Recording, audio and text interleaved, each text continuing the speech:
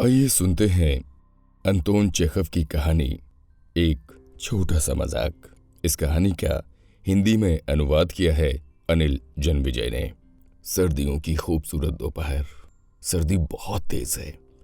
नादिया ने मेरी बांह पकड़ रखी है।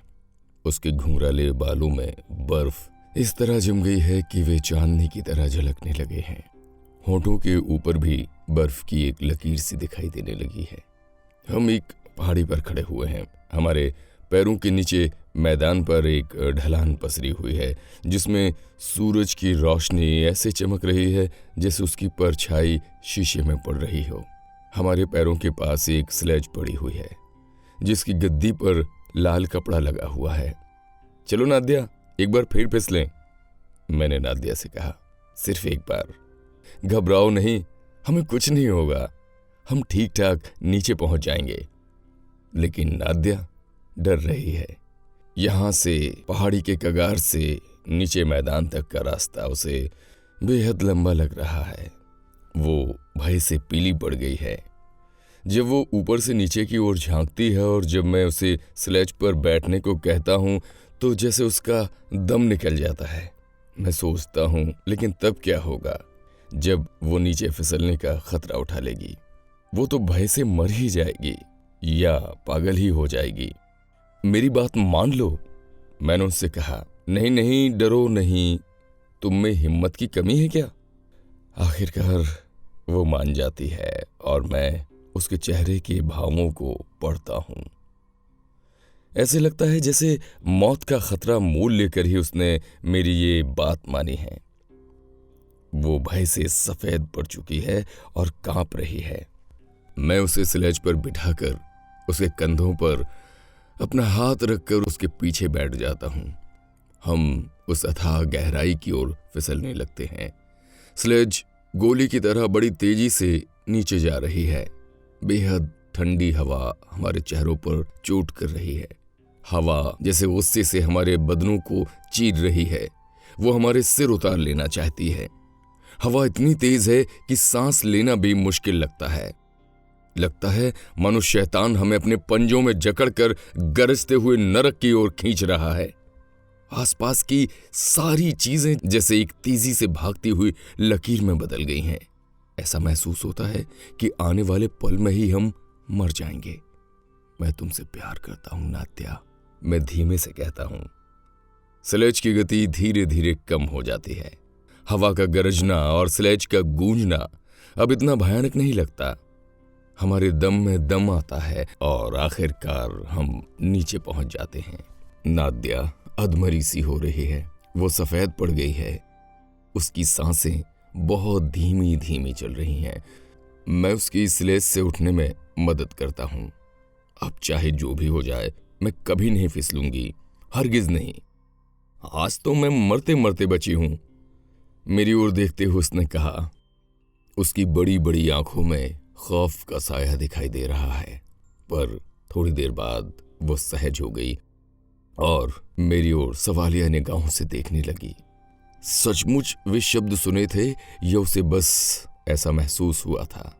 सिर्फ हवा की गरज थी वो। मैं नादिया के पास ही खड़ा हूं। मैं सिगरेट पी रहा हूं और अपने दस्ताने को ध्यान से देख रहा हूं। नादिया मेरा हाथ अपने हाथ में ले लेती है और हम देर तक पहाड़ी के आसपास घूमते रहते हैं। ये पहेली उसको परेशान कर रही है। वे शब्द जो उसने पहाड़ी से नीचे फिसलते हुए सुने थे, सच में कहे गए थे या नहीं? ये बात वास्तव में हुई या नहीं? ये सच है या झूठ? अब ये सवाल उसके लिए स्वाभिमान का सवाल हो गया है, उसकी इज्जत का सवाल हो गया है। जैसे उसकी जिंदगी और उसके जीवन की खुशी इस बात पर निर्भर करती है। ये बात उसके लिए महत्वपूर्ण है। नादिया मुझे अपनी अधीरता भरी उदास नजरों से ताकती है, मानो मेरे अंदर की बात भांपना चाहती हो। मेरे सवालों का वो कोई असंगत सा उत्तर देती है। वो इस इंतजार में है कि मैं उससे फिर वही बात शुरू करूं। मैं उसके चेहरे को ध्यान से देखता हूं। अरे, उसके प्यारे चेहरे पर ये कैसे भाव हैं? मैं देखता हूं कि वो अपने आप से लड़ रही है। उसे मुझसे कुछ कहना है, वो कुछ पूछना चाहती है, लेकिन वो अपने ख्यालों को, अपनी भावनाओं को शब्दों के रूप में प्रकट नहीं कर पाती। वो डर रही है, उसकी अपनी ही खुशी उसे तंग कर रही है। सुनिए, मुझसे मुंह चुराते हुए वो कहती है। क्या? मैं पूछता हूँ। चलिए एक बार फिर फिसलें। हम फिर से पहाड़ी के ऊपर चढ़ जाते हैं। मैं फिर से भय से सफ़ेद पड़ चुकी और कांपती हुई नादिया को स्लेज पर बिठाता हूँ। हम फिर से भयानक गहराई की ओर फिसलते हैं। फिर से हवा की गरज और स्लेज की गूंज हमारे कानों में पड़ती है। और फिर जब शोर सबसे अधिक था, मैं धीमी आवाज में कहता हूँ, मैं तुमसे प्यार करता हूँ नादिया। नीचे पहुंचकर जब स्लेज रुक जाती है तो नादिया एक नज़र पहले ऊपर की तरफ ढलान को देखती है जिससे हम अभी अभी नीचे फिसले हैं। फिर दूसरी नज़र मेरे चेहरे पर डालती है। वो ध्यान से मेरी बेपरवाह भावहीन आवाज़ को सुनती है। उसके चेहरे पर हैरानी है। न सिर्फ चेहरे पर बल्कि उसके सारे हाव भाव से हैरानी झलकती है। वो चकित है, जैसे उसके चेहरे पर ये लिखा है, क्या बात है, वे शब्द किसने कहे थे? शायद इसी ने, या हो सकता है मुझे बस ऐसा लगा हो, बस ऐसे ही वे शब्द सुनाई दिए हों। उसकी परेशानी बढ़ जाती है कि वो इस सच्चाई से अनभिज्ञ है। यह अनभिज्ञता उसकी अधीरता को बढ़ाती है। मुझे उस पर तरस आ रहा है। बेचारी लड़की, वो मेरे प्रश्नों का कोई उत्तर नहीं देती और नाक भौं चढ़ा लेती है। लगता है वो रोने ही वाली है। घर चलें? मैं पूछता हूँ। लेकिन मुझे तो यहाँ फिसलने में खूब मजा आ रहा है, वो शर्म से लाल होकर कहती है और फिर मुझसे अनुरोध करती है, और क्यों ना हम एक बार फिर फिसलें। तो उसे ये फिसलना अच्छा लगता है, पर स्लेज पर बैठते हुए तो वो पहले की ही तरह भय से सफेद दिखाई दे रही है और कांप रही है। उसे सांस लेना भी मुश्किल हो रहा है, लेकिन मैं अपने होठों को रुमाल से पोंछकर धीरे से खांसता हूँ।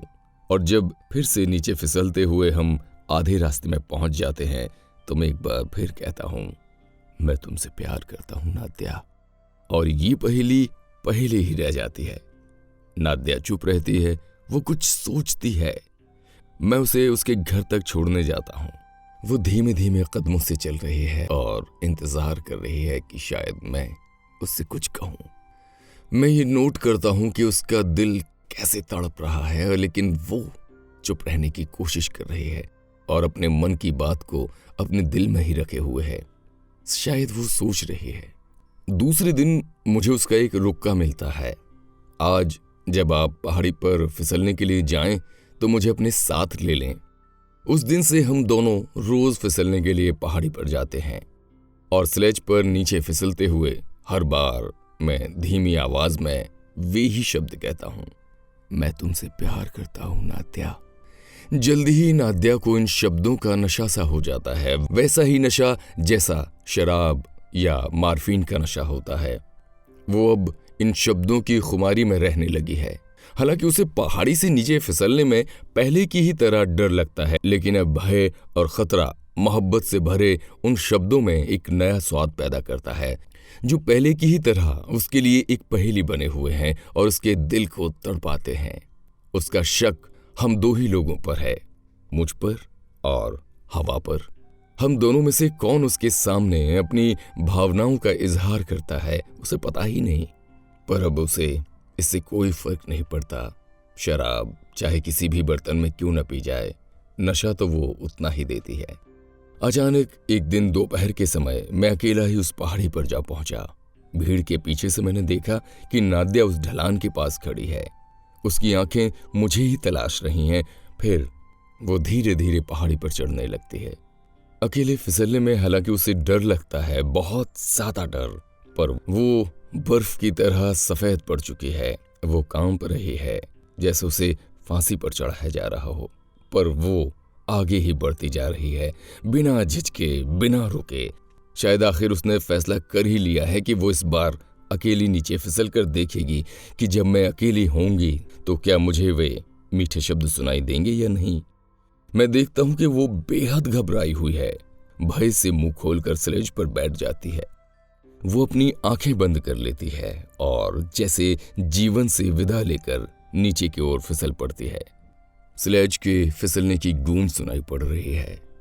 नादिया को वे शब्द सुनाई दिए या नहीं मुझे नहीं मालूम। मैं बस ये देखता हूं कि वो बेहद थकी हुई और कमजोर सी स्लेज से उठती है। मैं उसके चेहरे पर यह पढ़ सकता हूं कि वो खुद नहीं जानती कि उसे कुछ सुनाई दिया या नहीं। नीचे फिसलते हुए से इतना डर लगा कि उसके लिए कुछ भी सुनना या समझना मुश्किल था। फिर कुछ ही समय बाद वसंत का मौसम आ गया। मार्च का महीना है। सूरज की किरणें पहले से अधिक गर्म हो गई हैं। हमारी बर्फ से ढकी वो सफेद पहाड़ी भी काली पड़ गई है। उसकी चमक खत्म हो गई है। धीरे धीरे सारी बर्फ पिघल जाती है। हमारा फिसलना बंद हो गया है और अब नादिया उन शब्दों को नहीं सुन पाएगी। उससे वे शब्द कहने वाला भी अब कोई नहीं है। हवा खामोश हो गई है और मैं ये शहर छोड़कर पीतरबुर्ग जाने वाला हूं। हो सकता है कि मैं हमेशा के लिए वहां चला जाऊंगा। मेरे पीतरबुर्ग रवाना होने से शायद 2 दिन पहले की बात है। संध्या समय मैं बगीचे में बैठा था। जिस मकान में नादिया रहती है ये बगीचा उससे जुड़ा हुआ था और एक ऊंची बाढ़ ही नादिया के मकान को उस बगीचे से अलग करती थी। अभी भी मौसम में काफी ठंड है। कहीं कहीं बर्फ दिखाई पड़ती है। हरियाली अभी नहीं है लेकिन वसंत की सुगंध महसूस होने लगी है। शाम को पक्षियों की चहचहाहट सुनाई देने लगी है।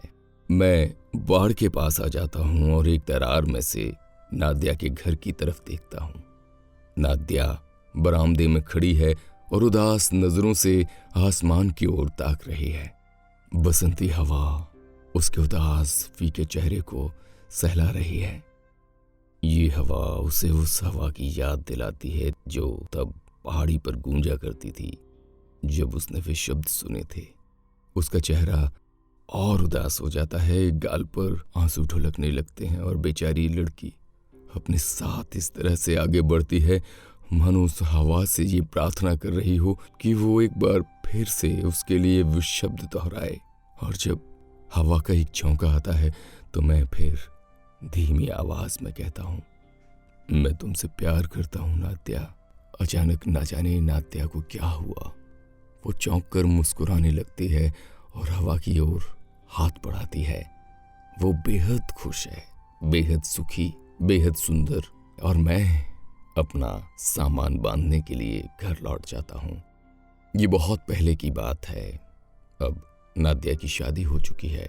उसने खुद शादी का फैसला किया या नहीं इससे कोई फर्क नहीं पड़ता। उसका पति एक बड़ा अफसर है और उनके 3 बच्चे हैं। वो उस पहाड़ी को आज भी नहीं भूल पाई है जब हम फिसलने के लिए पहाड़ी पर जाया करते थे। हवा के वे शब्द उसे आज भी याद हैं। ये उसके जीवन की सबसे सुखद, हृदय स्पर्शी और खूबसूरत याद है। और अब जब मैं प्रौढ़ हो चुका हूँ मैं ये नहीं समझ सकता हूँ कि मैंने उससे वे शब्द क्यों कहे थे, किस लिए मैंने उसके साथ ऐसा मजाक किया था। तो दोस्तों ये थी कहानी, एक छोटा सा मजाक। अगर हमारा ये प्रयास आपको पसंद आ रहा हो तो हमारे इस चैनल को लाइक, साथ ही अपने दोस्तों में शेयर और सब्सक्राइब करना बिल्कुल ना भूलें। अपना खूब ध्यान रखें। नमस्कार।